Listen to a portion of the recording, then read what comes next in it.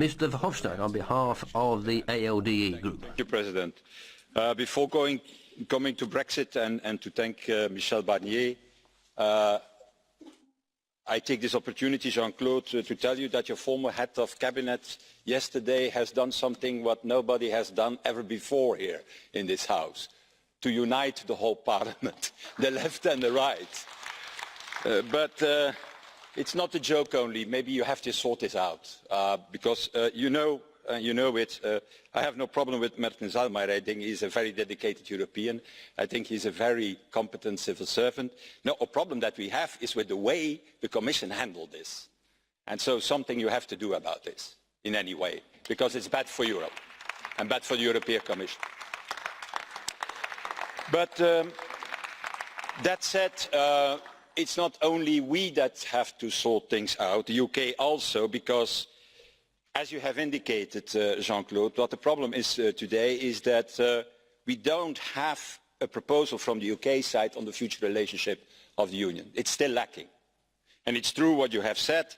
There was this mention House speech by Mrs. May, but it is mainly repeating the red lines that we know already 2 years.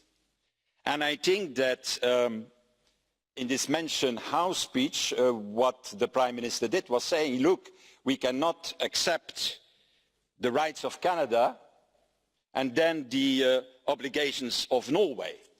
Well, I have to tell you, I don't think that we have ever presented that proposal to the UK side. I think that the UK side have to understand that the opposite is also not possible. You cannot have the rights of Norway and then the obligations of Canada. That's also not possible. So I think that after all the speeches we have heard now, it's time that we go beyond what I should say the slogans, the sound bites, and that is exactly what we try to do in our resolution.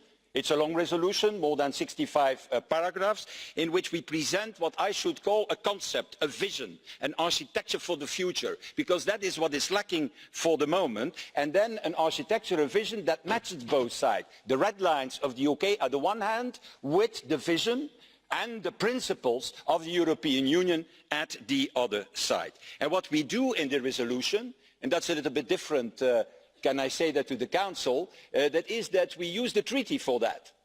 Article 8 and Article 217. Article 8 and 217 were saying, look, in the neighbourhood of the European Union, there you have to create a special partnership with your neighbours, and for that we create an association with that countries. So our proposal, dear colleagues, is to start negotiations on an association agreement between the UK and the EU based on 4 pillars, one on trade and economics, one on internal security, one on thematic cooperation, for example, research, Erasmus, things like that, and finally, one on the external security, the defence matters, because that's also, I think, a very important field of cooperation between both. And for every one of these 4 pillars, what we do in this resolution is giving the principles. What are the fields where we can cooperate? What are the different principles we have to apply? And in any way, what is the advantage of our proposal? And I hope that the Council will recognise that also in the coming days. That is that we create one overall governance structure.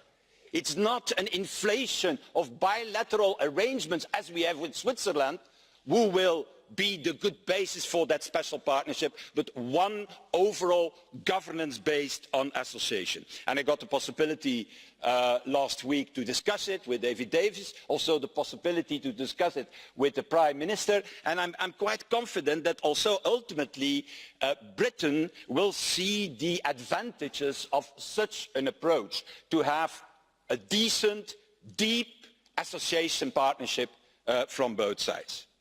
And that brings me finally to the last paragraph of our resolution, President, the rights of all citizens. Personally, it's my feeling, colleagues, that we are very near to an agreement with the UK side on the citizens' rights. In fact, respecting the rights of the citizens that live there are EU citizens, and at the opposite also respect the rights of the UK nationals living on our continent, because this is in any way something that we have to achieve. both sides, UK nationals and EU citizens, cannot be the victim of this whole Brexit aim and outcome. Thank you.